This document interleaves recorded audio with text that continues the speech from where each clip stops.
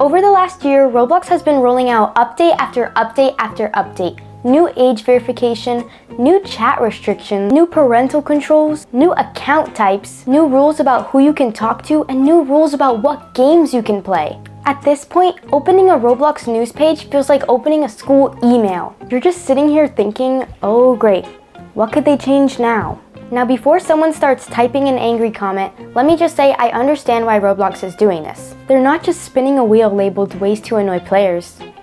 Or are they? The platform has been dealing with lawsuits, criticisms from parents, safety concerns, articles, and basically every headline possible. When millions of children use your platform, people expect you to keep them safe. So realistically, some of the changes make perfect sense.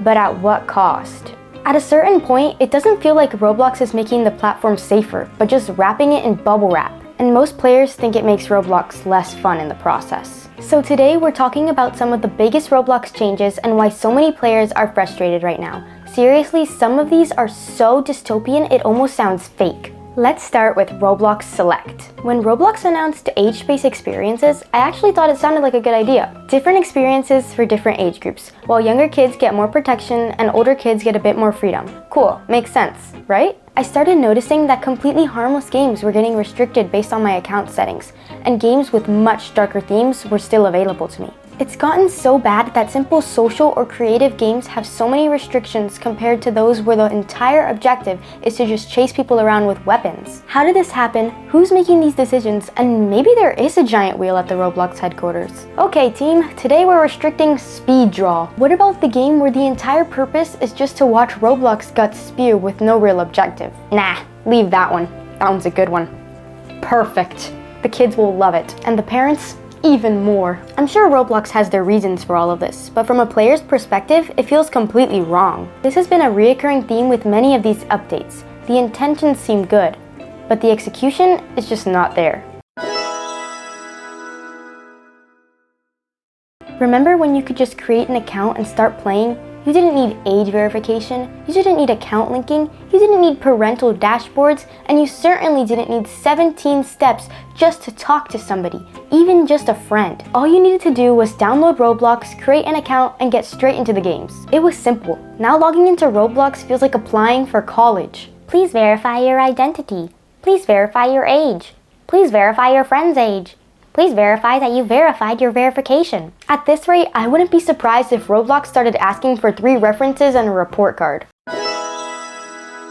Speaking of verification, specifically age verification, this might be one of the most controversial updates Roblox has ever introduced. For those who don't know, Roblox uses age verification to determine who can use certain communication features. And look, I understand why. For years, anybody could pretend to be any age. A 10-year-old could pretend to be 25, and even worse, a 25-year-old could pretend to be 10. And that is obviously very dangerous, especially on a game where the main audience is children. So Roblox stepped in and said, okay, we're checking. Which yeah, of course it makes sense. But it's so unfair that the wrongdoings of predators can ruin the game for everyone else. Another issue is that a lot of players feel uncomfortable with how much verification is involved. Most people don't wake up thinking, oh, you know what sounds fun today? Scanning my face for a video game. But here's where it's important to be fair, because while we're looking at these updates annoyed, parents are probably looking at these updates and cheering. If I was a parent and heard that Roblox was making it harder for adults to pretend to be kids online, I'd probably be cheering too. Both sides have valid points.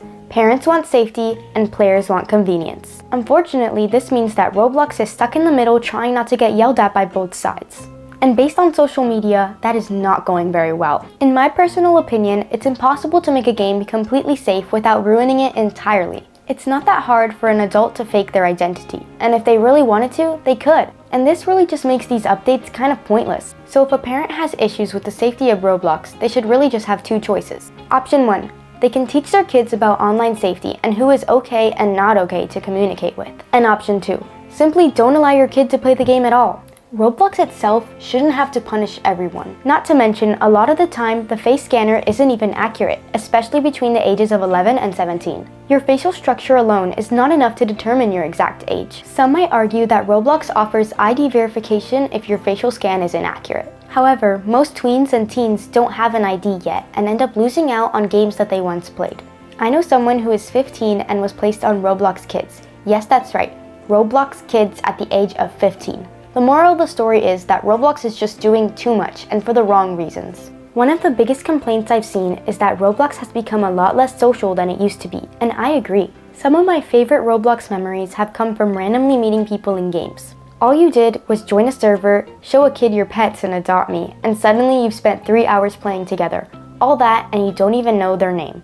And you never see them again either. That was part of what made Roblox special. It felt like a giant virtual playground. And again, I understand why. The safety concerns are real. But it feels like Roblox is slowly removing the social part of social gaming. And that's a tricky balance, because if Roblox loosens their restrictions, people accuse them of not protecting kids. However, if Roblox tightens their restrictions, people accuse them of ruining the community. It's basically impossible for them to win. Now let's talk about something that affects creators, because I don't think enough people are discussing this. One of the coolest things about Roblox used to be that anyone could create something. A kid could learn Roblox Studio, build a game, share it with friends, and maybe one day become the next big Roblox developer.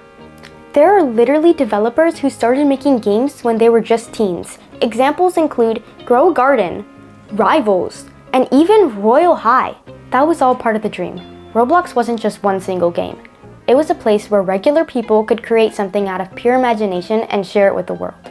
But a lot of developers feel like that dream is getting harder and harder to reach. And before someone comments, well, technically anyone can still make a game. Yes, and technically anybody can become a movie star. That doesn't mean it's easy. Nowadays, creating a successful Roblox game requires a small army. You need builders, scripters, animators, UI designers, testers, marketing, advertising, and of course, Robux. Lots and lots of Robux. One of the biggest complaints from smaller developers is discoverability. You can spend months creating a game that you're genuinely proud of. Then it finally launches and 5 people play it. 2 of which are your friends, 1 is your neighbor, 1 is your cousin, and 1 is someone who clicked on it while looking for something else. Meanwhile, games with massive budgets keep getting pushed to the top. Again, I understand why.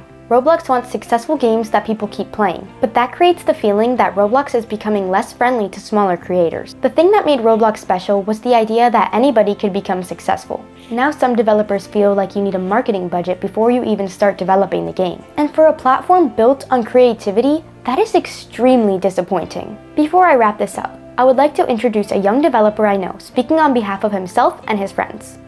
Tell us your story. A couple of years ago, my friends and I came together to create a new Roblox game called Melee Mayhem. We had been working on it for over 3 years, growing our fan base and publicity. Unfortunately though, a couple months back, Roblox announced that they would be rolling out updates for safety, which basically kills any chance of having a new game. We had a difficult decision to make. A, save enough Robux for months or even years to bypass Roblox's age skip, or B, throw in the towel.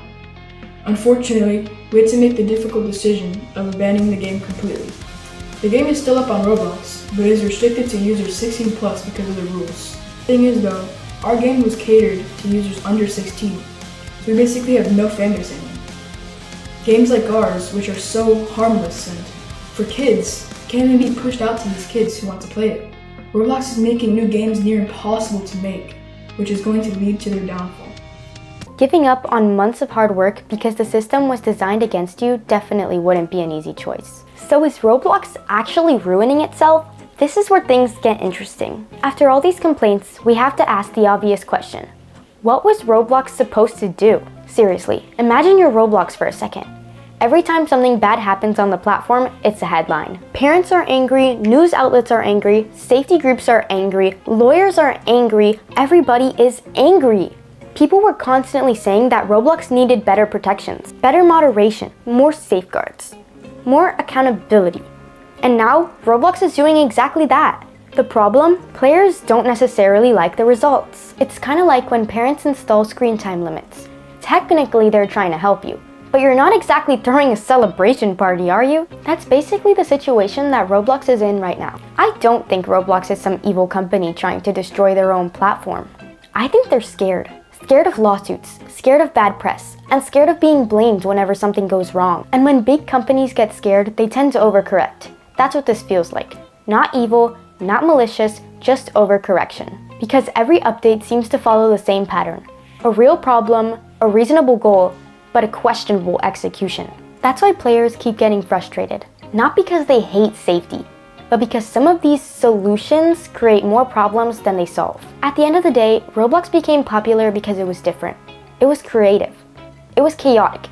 And it was random. You could jump from a tycoon, to a roleplay, to an obby, to a game that looks like it was created by someone who's mentally insane at 3 a.m. Roblox had no limits, and that was part of the charm. You never knew what you were going to find. But as Roblox becomes more controlled, more restricted, and more monitored, players worry that it's losing that magic. The challenge isn't just making Roblox safer. It's making Roblox safer while not taking away the things that made people fall in love with Roblox in the first place. And as of right now, they just haven't figured that out yet. But hopefully with time, Roblox can go back to being our first choice in entertainment. So what do you think? Are these updates making Roblox better? Or is Roblox trying way too hard to fix problems and making the platform less enjoyable? Let me know in the comments down below. And make sure to like, subscribe, and share this with friends who also feel frustrated with Roblox's new updates. Bye!